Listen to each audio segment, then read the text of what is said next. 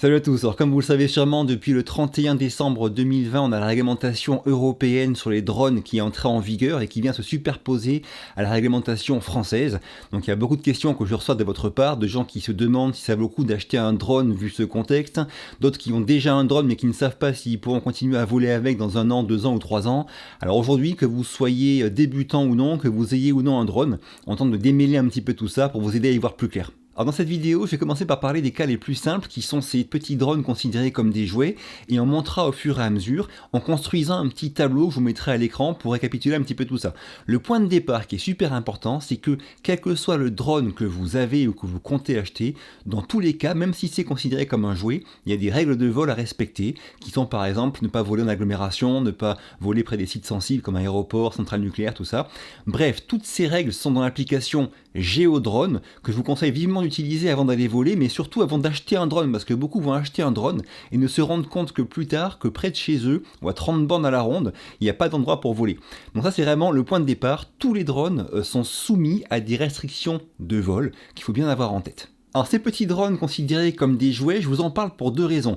Première raison, c'est que comme je le dis souvent, c'est un excellent moyen de s'entraîner, ou quand on n'a pas encore le budget pour acheter un gros drone, eh bien en acheter un petit comme ça qui coûte 20, 30, 40 euros, c'est une bonne solution pour s'entraîner à piloter un drone qui n'a pas d'assistance. Le jour où vous aurez un vrai drone et que vous perdrez le signal GPS dans une petite falaise ou comme ça, vous serez bien content d'avoir une expérience de pilotage manuel avec ce style de drone.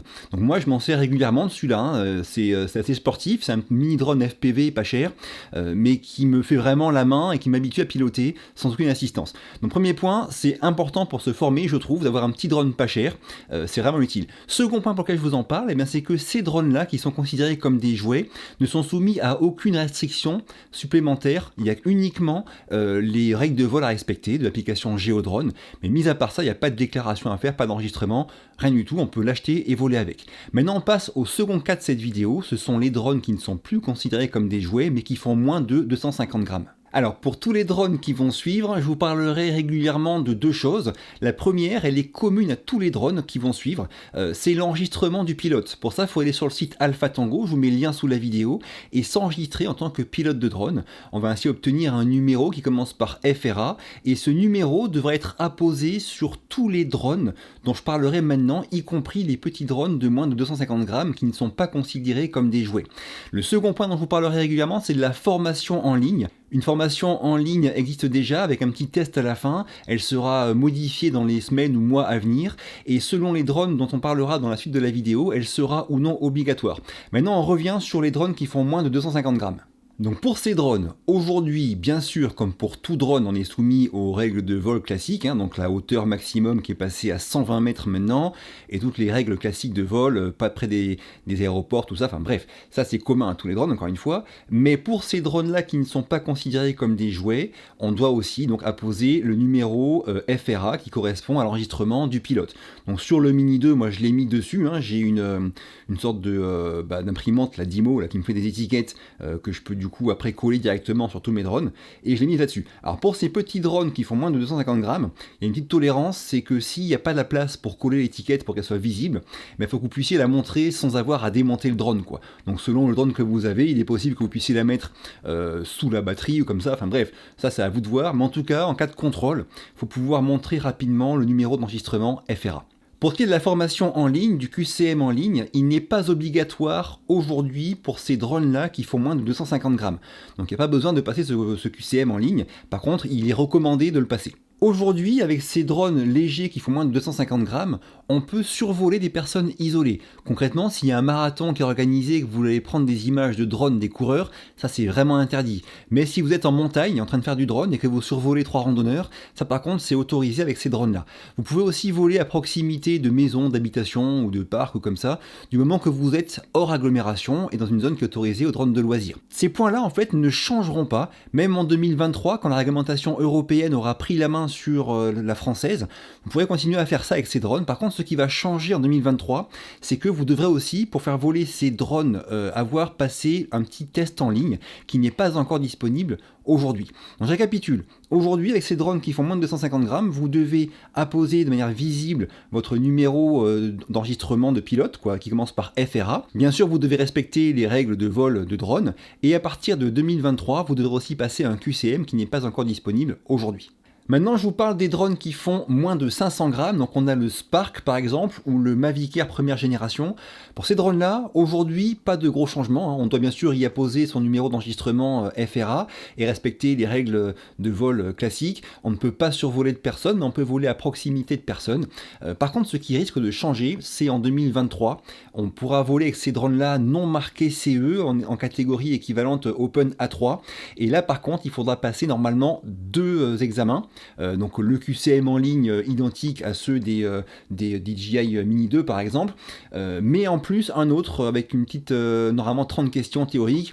Ça j'ai pas d'infos là-dessus, c'est pas encore fait, mais sachez que pour ces drones là il y aura sûrement un test en ligne à passer de plus par rapport aux drones qui font moins de 250 grammes. Maintenant, on passe à la catégorie comprise entre 500 grammes et 800 grammes. Donc, c'est le Mavic Air 2 par exemple, ou aussi le Mavic Pro première génération.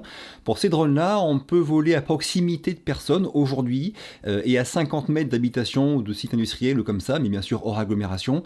On doit bien sûr apposer son numéro d'enregistrement en tant que pilote, un numéro FRA sur le drone, respecter les règles de vol classiques. Bref, pas de gros changements. Par contre, à partir de 2023, on devra voler à au moins 150 mètres de distance des zones habitées et tout ça. Et aussi passer les 2 tests qui seront en ligne pour voler en équivalent Open A3. Voilà pour ces drones qui sont entre 500 et 800 grammes.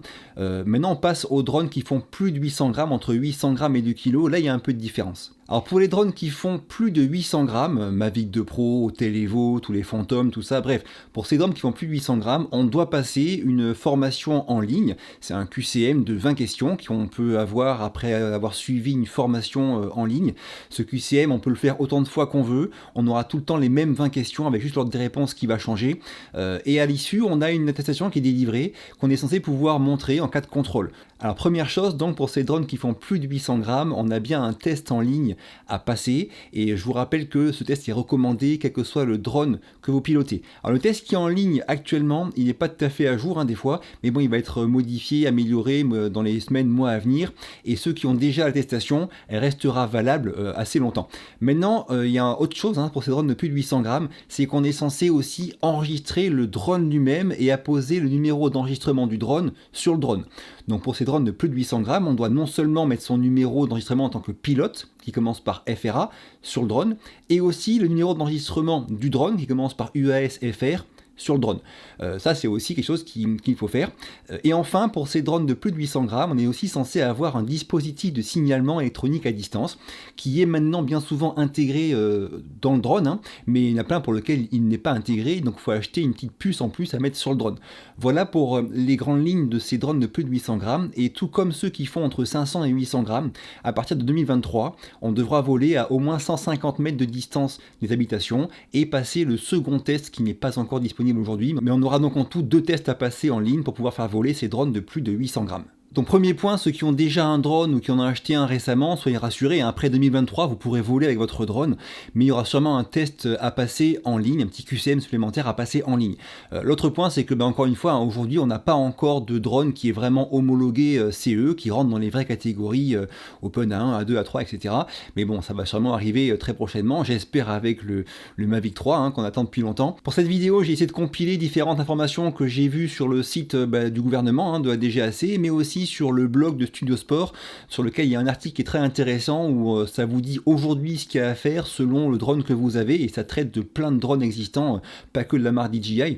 Souvent on me dit que je parle que de DJI, c'est pas que j'aime particulièrement DJI plutôt que d'autres marques, c'est juste que moi les drones que je vous montre, je les paye, et j'ai pas pu me payer un hôtel, un Skydio, un machin, donc j'ai pas pu vous montrer pour l'instant autre chose, et quand je vais acheter un drone, je veux un truc qui est fiable parce que je m'en sers pendant longtemps, et il se trouve que DJI, c'est une marque qui est réputée fiable. Moi j'ai mon Mavic R1 depuis vraiment longtemps et il vole comme une horloge. Donc après, bien sûr que si j'en ai l'occasion, je vous testerai des drones comme le Skydio 2 le jour où il sera commercialisé en France, ou des Hotel Evo qui sont aussi superbes dans la gamme professionnelle, mais pour l'instant je n'ai pas eu l'occasion. Ah, j'ai fini pour aujourd'hui, dites-moi en commentaire ce que vous avez pensé de la vidéo et si vous y avez vu aussi des erreurs, hein, c'est possible. Si ça vous a plu, un petit pouce bleu, pensez à vous abonner, ça m'aide beaucoup. Je vous quitte, à très vite pour la prochaine et d'ici là, bougez-vous purée, bougez-vous.